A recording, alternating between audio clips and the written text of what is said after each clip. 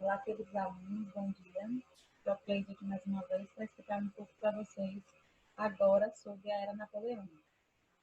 Esse conteúdo ele também está registrado lá no nosso capítulo 6, ou no nosso capítulo 5, desculpa, no finalzinho do capítulo 5, junto com a Revolução Francesa. Só porque não vem num capítulo à parte. Não vem num capítulo à parte, ele vem junto com a Revolução Francesa, exatamente porque é nesse contexto do final da Revolução Francesa que nós temos a entrada desse general no poder político da França. Tudo bem? Então, ele sempre vem, normalmente, junto com esse conteúdo. Então, para vocês acompanharem no livro de vocês, está lá no finalzinho do capítulo 5, tudo bem? Então, do que se trata essa era napoleônica? O que foi essa era napoleônica? Quem foi Napoleão?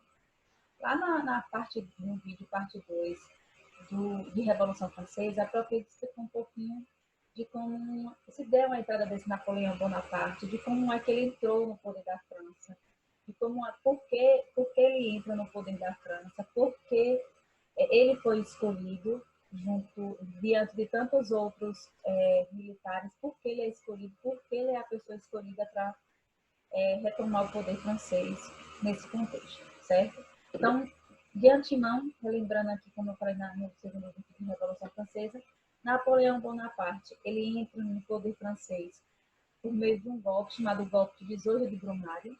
Esse golpe de 18 de Brumário, o intuito desse golpe era exatamente colocar Napoleão Bonaparte dentro desse poder da França, permitindo com que essa França ela voltasse a restabelecer principalmente a economia. Então, a Revolução Francesa ela não foi boa, a Revolução Francesa não trouxe nada positivo, não estou dizendo isso. Nós estamos aqui falando do seguinte, lembrem que nós tivemos algumas fases da Revolução Francesa. Nós tivemos momentos que deu certo, aquela luta daqueles burgueses. Nós vimos momentos de grandes conquistas econômicas e políticas. No entanto, tivemos alguns momentos em que essa Revolução Francesa ela não consegue atingir principalmente o êxito pretendido com relação ao ponto de vista econômico. Então, por conta disso, principalmente, é que nós temos o declínio dessa Revolução Francesa, tá bom? Então, a partir da derrubada do diretório, por meio do golpe chamado 18 de Brumário, que acontece em 9 de setembro, nós vamos ter aí a entrada de Napoleão Bonaparte na política francesa. E agora, como é que inicia? Agora a França ela vai se organizar, não mais por meio do diretório, por meio de um consulado. E como era o consulado? No consulado nós teremos 3 cônsules. Desses 3 cônsules, o principal cônsul é Napoleão Bonaparte. Os outros 2 cônsules são apenas consultivos, ou seja, percebam que nós voltamos à estaca zero. Não tínhamos um rei, mas nós tínhamos apenas 3 pessoas que estavam agora decidindo o poder da França.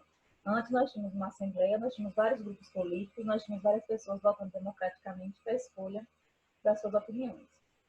E aquela burguesia, todos os direitos conseguidos pela burguesia durante a Revolução Francesa acabam aqui? Não, não acabam. Muitas coisas, muitas conquistas tidas pela burguesia, elas são mantidas, certo? No entanto, lógico que agora na nova configuração a gente vai conseguir entender por quê. Primeiramente, quem era Napoleão Bonaparte? Quem é Napoleão? Napoleão era um general super astucioso, simpático, que tinha ganhado diversas guerras lá na região do continente africano. Nesse momento que ele é convocado pelos girondinos para tomar posse do poder da França, lembre que os girondinos são é o partido de direita da Revolução Francesa, que pretendia mudanças não tão radicais, que eram um partido com uma característica de partido conservador. Então, aí eles chamam, já visto que, mesmo com todo o processo revolucionário, a economia francesa continuava declinando, degringolando, digamos assim, não tinha conseguido esse equilíbrio. Nós temos aí o quê? Uma burguesia que anseiava por esse equilíbrio econômico.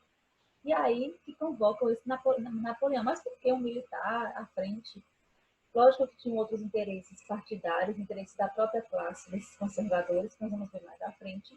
Mas nesse momento o principal interesse é o interesse econômico, que a economia francesa ela voltasse a se restabelecer.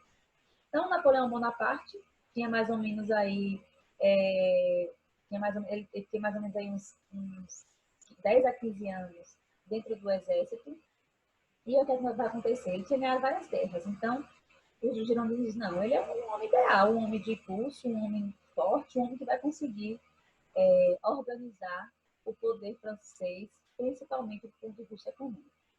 E aí Napoleão entra no poder da França por meio do golpe 18 de Brumário, onde dá fim ao diretório, que é o antigo governo desse período da Revolução Francesa. E aí nós temos agora o início do consulado. Como é que, o que será o consulado? O consulado é o primeiro momento do governo de Napoleão Bonaparte. Nós teremos três pontos aqui. Como assim três pontos? Esse período que Napoleão Bonaparte passa no poder, vai ser dividido em três fases. Fase do diretório, fase do consulado, fase do império e fase do governo de 100 dias. Napoleão Bonaparte, no resumo, ele passa em média aí no governo da França 15 anos, certo? Ele passa em poder governando essa França. Então, o consulado vai de 1799 a 1804. Aí depois nós temos o Império, que vai de 1804 a 1815. E aí, por último, nós temos o governo de 100 dias. Se a prova vai explicar do que se trata esse governo de 100 dias. Então, nós temos aí o governo de Napoleão dividido em três momentos, em três fases. Consulado, Império e governo de 100 dias. Pro, como é que inicia esse consulado? Lembre, o primeiro momento, o primeiro governo vai ser muito paz e amor. Napoleão está entrando no poder da França, ele precisava conquistar confiança, ele precisava mostrar trabalho, até porque esses girondinos tinham requerido esse retorno de Napoleão, para que ele deixasse o exército e viesse tomar o poder da França. Porque eles acreditavam muito nessa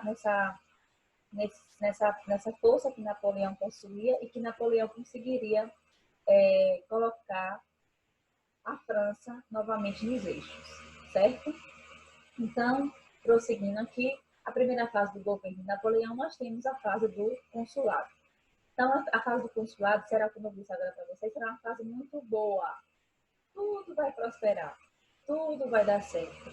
Napoleão, a primeira coisa que ele faz é que ele diz o seguinte: nós precisamos deixar a França em paz. Precisamos que a França viva em paz.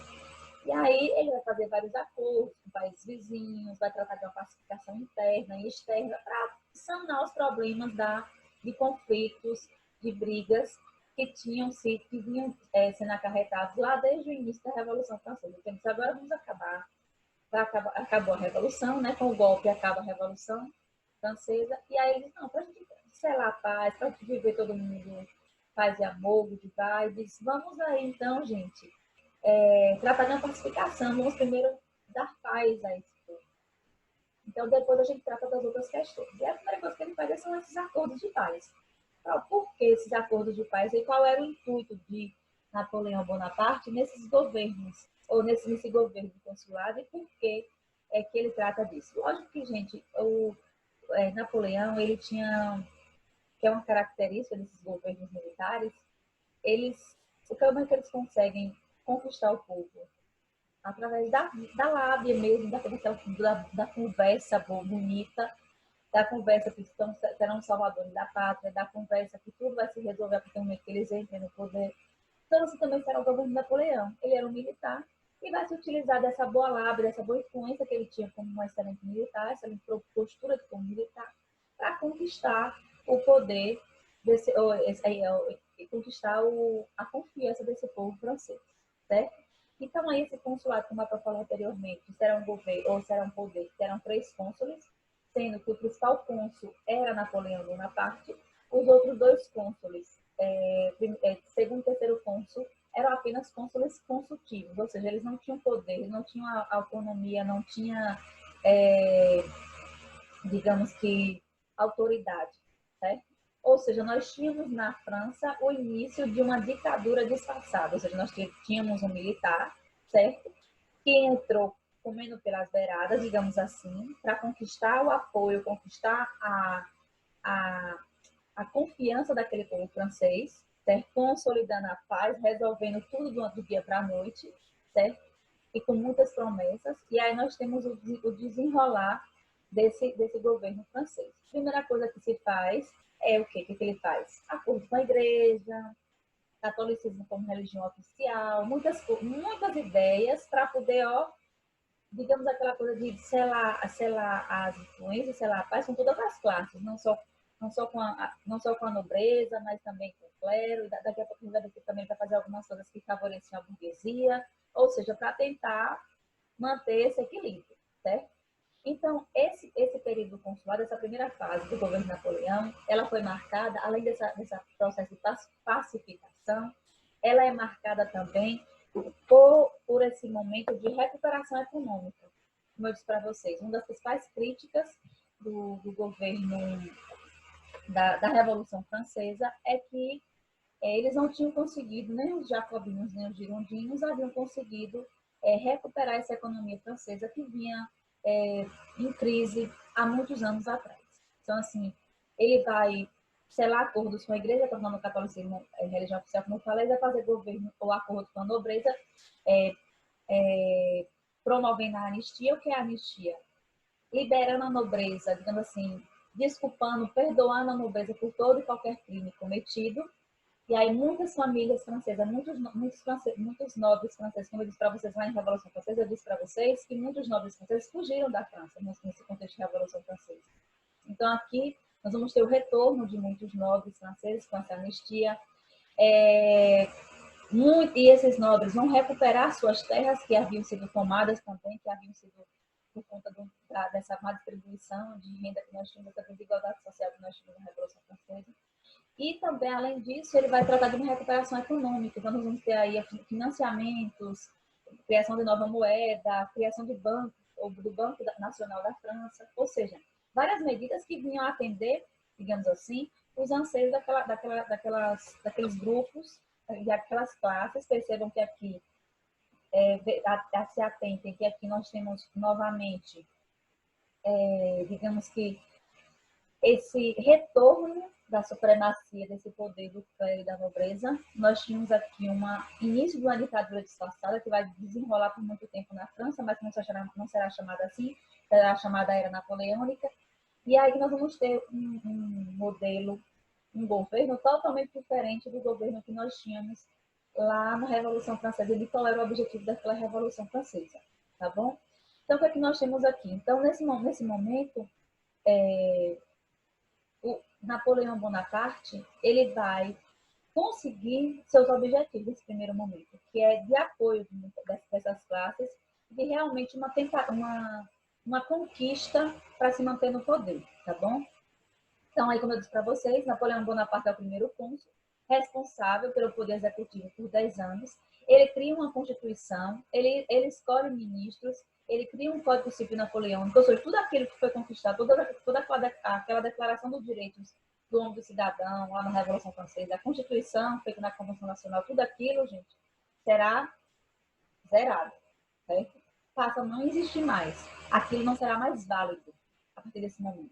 E aí nós temos novamente um novo processo de mudança na França. A França volta novamente, digamos assim, sendo redundante mesmo, ela volta a ser,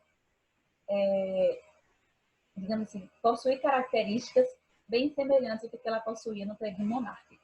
A diferença é que agora ela não teria um rei, ela tem um militar, que pode ser igual ou bem pior do que era, certo? Então, assim, e essa Constituição mudava muita coisa? Sim, mudava muita coisa. No entanto, lembre que um dos intuitos, como eu disse para vocês, um dos intuitos de Napoleão era selar a paz, selar o equilíbrio de todas as classes. Então, imaginem que ele vai tentar balancear os lados. Então, ele garantiu para o clero, garantiu para a igreja que o catolicismo era a religião oficial, mas também muitas conquistas, não todas, algumas conquistas adquiridas pelos burgueses lá na Revolução Francesa serão mantidas. Então, os burgueses vão conseguir manter algumas das suas conquistas de lá do período da Revolução Francesa. Então, nesse Código Civil Napoleônico, que será essa nova Constituição, digamos assim, que está dentro dessa nova Constituição, quais eram os princípios dele? Igualdade jurídica, direito à propriedade, proibição de greves e continuação da escravidão nas colônias. Algo que não tinha mudado muito, como eu disse, vou explicar para vocês no nosso próximo assunto, capítulo 6, um dos grandes motivos de muitas colônias francesas reivindicarem suas independências e entrarem nesse processo de independência foi exatamente por esse motivo. Muitos ideais liberais na própria metrópole, e as colônias continuavam tendo escravidão, então esse vai ser um dos motivos desse processo revolucionário de independência nesse contexto das colônias francesas, tá bom?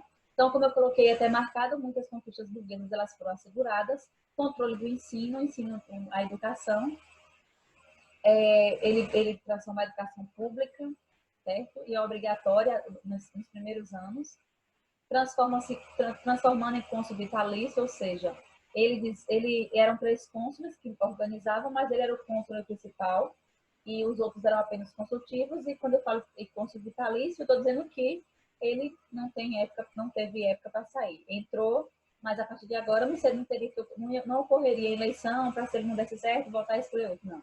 Ele era cônsul vitalício, ou seja, para o resto da vida. Certo? Até quando ele se permanece no poder.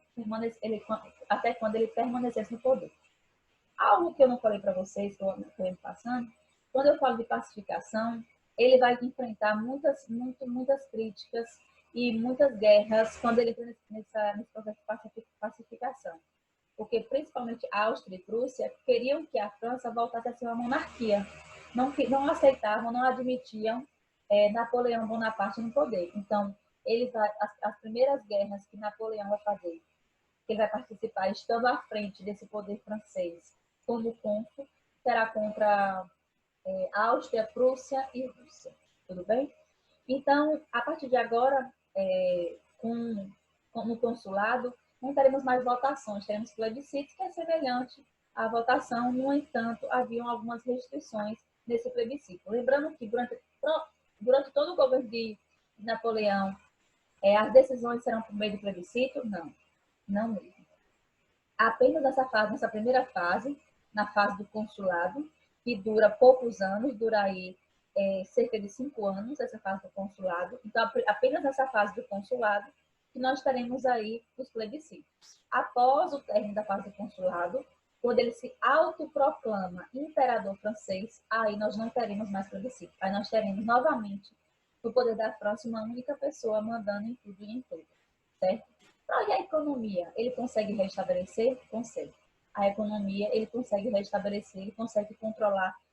Foi uma coisa boa para os franceses, ele consegue a economia francesa volta a ter os mesmos, digamos, o mesmo desenvolvimento que possuía antes daquela grave crise econômica, com a participação nas guerras, que perde muito dinheiro, e aí depois da Revolução Francesa, e aquilo que nós já discutimos anteriormente.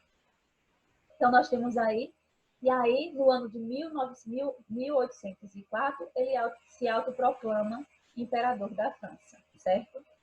Por que ele não permanece com o consulado? Porque ele precisava mandar, ele precisava ser mais fluente, digamos assim. Ele entrou, no início, lembra que a minha fala no início, esse primeiro momento é apenas uma fase de fazer amizades, é apenas uma fase de dizer, eu sou tão bonzinho, vou fazer tudo que vocês querem, vou melhorar a economia, não vai ter corrupção, não vai ter...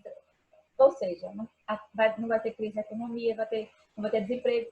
Ou seja, muito semelhante com algumas questões que nós vimos na atualidade no Brasil, inclusive. Que a gente pode entrar em questões, esses partidos de direita e esquerda também é algo muito, muito comum na França, nesse contexto francês, certo? E aí ele entra como bonzinho. Então, no primeiro momento é de bondade, o primeiro momento é de dizer assim, não, eu vou resolver todos os problemas. Só que no ano de 1804, devido a vários atritos com os vizinhos, principalmente Áustria, Prússia, Rússia e Inglaterra, esses 4 vizinhos da França, nós vamos ter a autoproclamação de Napoleão Bonaparte como imperador. Gente, então, e ele não deixou, os outros cônsules não participavam, não foi, eles decidiram, não foi a nobreza que decidiu, não. Ele se autoproclama, ele diz, a partir de agora eu sou imperador, não. A partir de agora eu mando em tudo, em todos, e ponto final.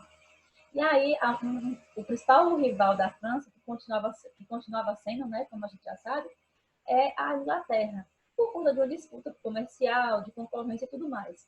E aí, Napoleão Bonaparte, para tentar minar esse poder, esse poder francês, esse poder inglês, desculpa, ele declara o bloqueio continental. A primeira coisa que ele faz quando ele se torna imperador é declarar o bloqueio continental. Do que se tratava o bloqueio continental? Nenhum país, a partir desse momento, poderia comercializar com a Inglaterra. Ele proíbe. Que autoridade ele tem? Ele se achou. Ele disse que era daquele jeito, pronto. Que autoridade tinha? Quem era ele? Napoleão Bonaparte. Se achava astucioso militar, né? Então, que vai achar que tem que passar por cima de tudo e todos. E o que é que acontece? Nós vamos ter aí ele declarando o bloqueio continental. E ele disse que qualquer país que invadisse ou que desobedecesse o bloqueio continental e continuasse comercializando com a Inglaterra, teria seu território invadido. Como assim, teria seu território invadido? Sim. Por exemplo, Portugal. Portugal, ele declarou o bloqueio continental e Portugal continuou comercializando com a Inglaterra, visto que Portugal possuía muitas alianças econômicas com a Inglaterra. E aí Portugal teve seu território invadido. Napoleão Bonaparte manda o exército francês invadir Portugal. E é nesse momento, inclusive, que a família real portuguesa foge daquele território e vem para onde? Para o Brasil, no ano de 1808, certo? Então, nós temos aí todo esse contexto que Napoleão Bonaparte instala toda uma tensão na Europa.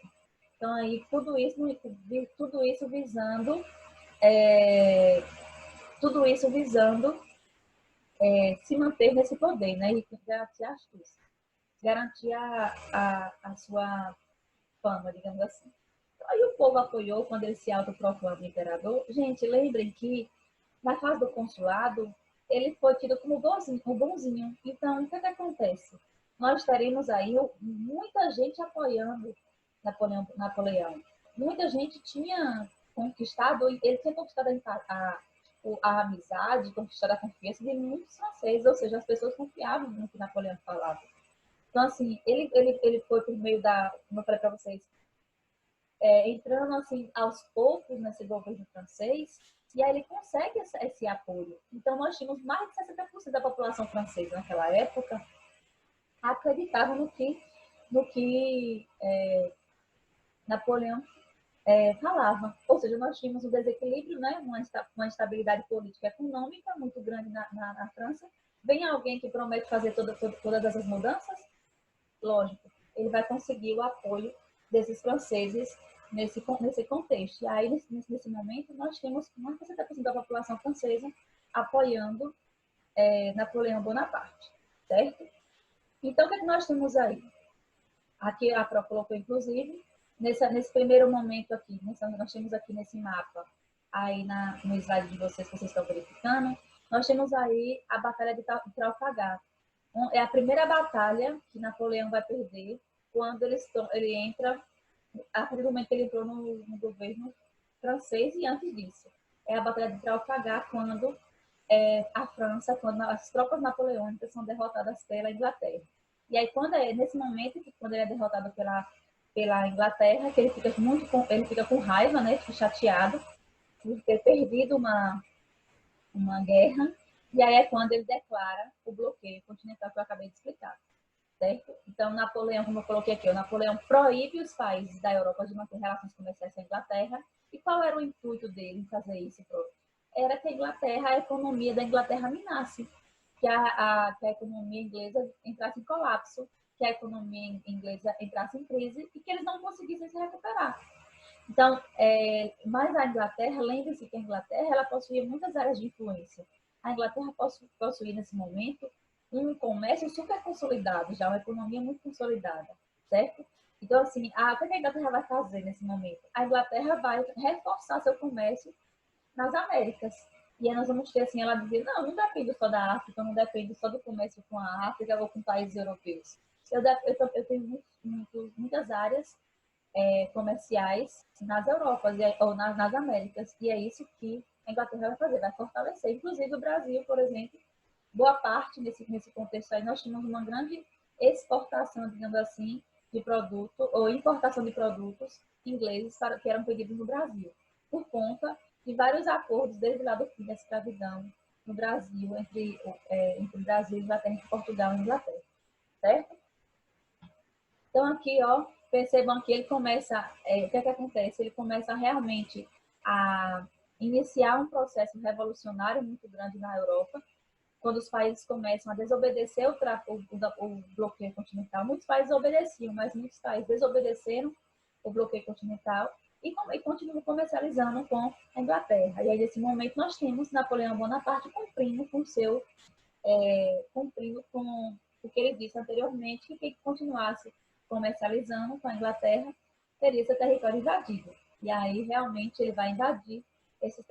Muitos territórios serão invadidos na Europa por conta de descumprir o bloqueio continental, inclusive o caso, como eu falei, o caso de Portugal, quando Portugal descumpre o bloqueio continental, continua comercializando com a Inglaterra e terá seu território invadido é quando a família real portuguesa foge e vem para o Brasil, que é uma colônia, uma das maiores colônias portuguesas, que gerava muitos lucros e que era mais distante daquele território.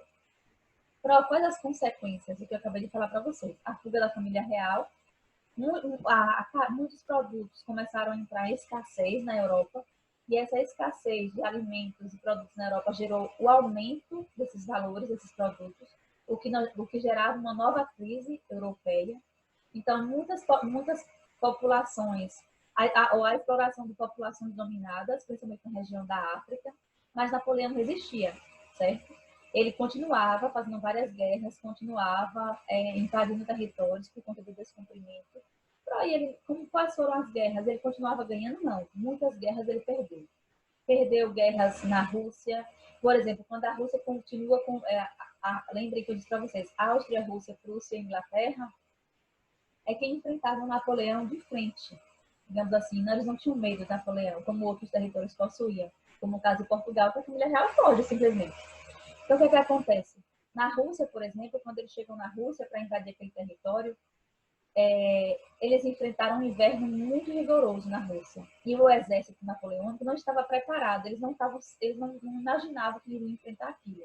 Além disso, os russos colocaram fogo, lógico, sabiam que eles iriam invadir, por conta que eles tinham descumprido. Aí eles atearam fogo nas plantações. Ou seja, quando aquele exército chegou, além de frio, eles muitos morreram de fome, porque eles não tinham o que comer. Porque as plantações os russos atearam fogo nas plantações, ou seja, destruíram todas as plantações daquele contexto. Então, assim, o exército de Napoleão começa a ser desgastado. A França começa a sofrer novamente um desgaste do ponto de vista econômico e do ponto de vista político. Ele tinha conseguido se restabelecer, no entanto, volta a ocorrer essas guerras e gera novamente todo um desgaste por parte desses franceses, tá bom? Então, o que nós temos aí? Deposição de monarquias absolutistas, quando eu disse para vocês que eles tinham essas monarquias europeias, elas tinham muito medo dessas ideias, de todo esse contexto francês se expandir e entrar nos seus territórios, quando lá na Revolução Francesa nós vimos que a Áustria, por exemplo, é um dos primeiros territórios a dar de frente com a França, porque eles tinham medo como era um território de monarquia absolutista, eles tinham medo daqueles ideais liberais também adentrar seu território. Então, aí, como eu falei para vocês, nós teremos aí essa guerra na campanha da Rússia, quando Napoleão é derrotado. Vejam aqui que eu coloquei um tópico terra arrasada, ou seja, quando eles chegam lá, eles encontram um território praticamente em caos na Rússia, tudo pegando fogo, tá bom? Tudo destruído, porque os russos já se preparavam, já sabiam que eles iam invadir, então os russos prepararam o terreno. Então, quando eles chegam, além de enfrentar um inverno muito rigoroso, eles encontraram uma terra sem nada, ou seja, uma terra arrasada. Para completar a crise napoleônica, do governo Napoleão, nós temos aí a aliança entre Rússia, Prússia, Áustria e Inglaterra, esses 4 territórios.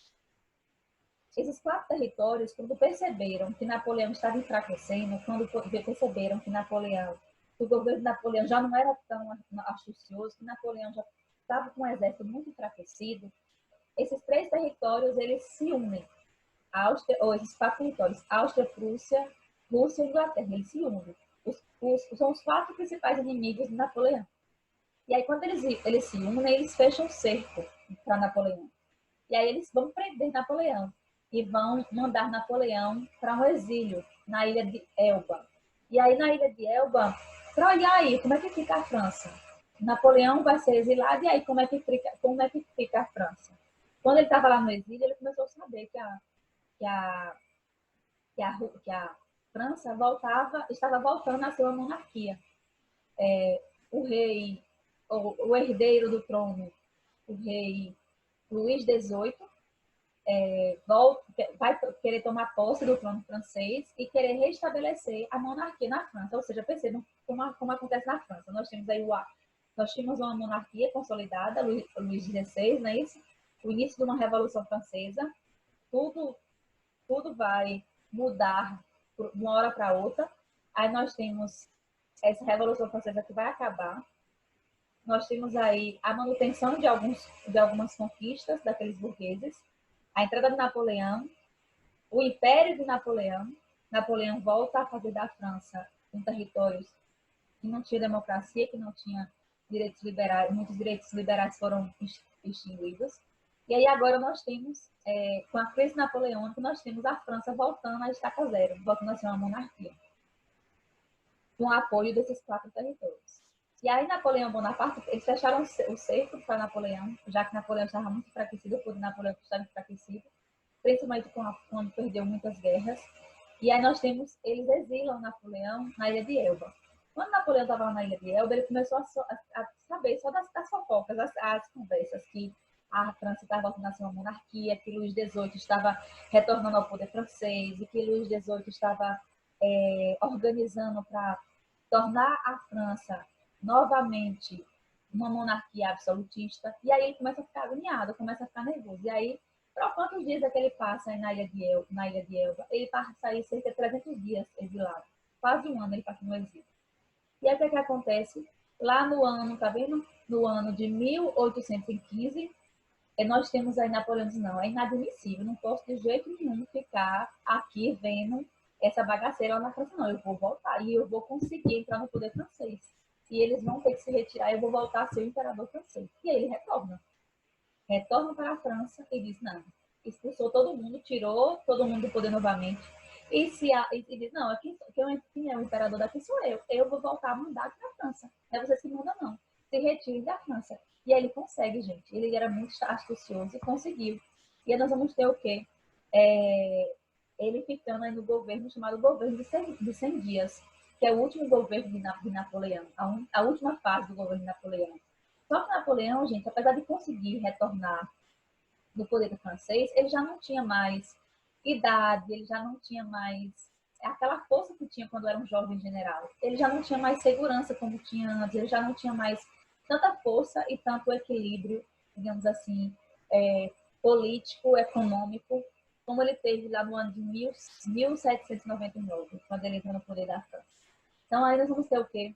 Novamente, um confronto onde as tropas da Inglaterra, Áustria, Prússia e Rússia vão se unir novamente, a chamada Batalha de Waterloo. E aí, nessa Batalha de Waterloo, nós vamos ter novamente uma crise, novamente um fim, digamos assim, de Napoleão. Esses 4 territórios se unem mais uma vez para destruir de vez Napoleão. Dizer, não, ele não vai ficar no poder. Quem manda aqui vai ser a gente. E a França vai voltar, sim, a ser uma monarquia. E aí, essa Batalha de Waterloo é chamada Batalha Final de Napoleão. É a derrota de Napoleão, é o fim mesmo de Napoleão. Nessa Batalha de Waterloo, que foi França versus Áustria, Prússia, Rússia e Inglaterra, nós vamos ter realmente o fim do poder, o fim do governo de 100 dias de Napoleão, que ele só consegue ficar 100 dias nesse último governo, depois que ele retorna do exílio da ilha de Elba. E aí ele volta, tenta se manter no governo, mas não consegue por conta dessa pressão, dessas monarquias absolutistas. E aí ele passa 100 dias, quando ocorre essa batalha de Waterloo, e aí ele vai ser preso nessa batalha e vai ser novamente mandado para uma ilha, dessa vez a ilha de Santa Helena, que ficava bem mais distante. E aí ele fica lá até o dia da sua morte. Ele não consegue mais retornar ao poder francês. E aí nós temos o fim da era napoleônica no governo francês. Tudo bem? E aí, depois da morte de Napoleão, o que é que acontece? A França, ela volta, ela passa por uma nova reorganização. Após a queda de Napoleão, nós vamos ter aí os principais países que vencem essa batalha contra a França, que é a Áustria, Prússia, Rússia e Inglaterra, os países vencedores. Eles vão organizar esse Congresso de Viena. E o que é que fica estabelecido nesse Congresso de Viena? Que a França, que a Europa como um todo, voltaria a ter as configurações anteriores. Quais eram as configurações anteriores? De monarquia absolutista, ou seja, todos os territórios, tanto a França como outros territórios na Europa, voltariam a ter as mesmas configurações anteriores. Ou seja, é uma restauração, como a própria até grifou aqui no slide, é uma restauração do antigo regime. Ou seja, aqueles territórios voltam a ser monarquias absolutistas, certo? Voltam a estaca zero, digamos assim. Aqueles ideais liberais tão defendidos, aquelas ideias de democracias, aquelas ideias de governo escolhido, de assembleias, de constituição, infelizmente são colocadas para baixo, digamos assim, são esquecidas, e aí nós vamos ter a restauração desse antigo regime. Que antigo regime era esse? É o absolutismo, a monarquia absolutista, tá bom? Então, aí nós temos os princípios básicos desse Congresso de Viena: legitimidade e equilíbrio europeu. Legitimidade, que é o retorno das antigas dinastias ao poder, e equilíbrio europeu, a divisão territorial no continente e no resto do mundo. Quem foram os maiores beneficiados com o Congresso de Viena? Lógico, Áustria, Prússia, Rússia e Inglaterra, que foram os líderes. E a França, ela perde todos aqueles territórios que foram conquistados no governo de Napoleão. Napoleão conquista muitos territórios, como eu mostrei aquele mapa anteriormente.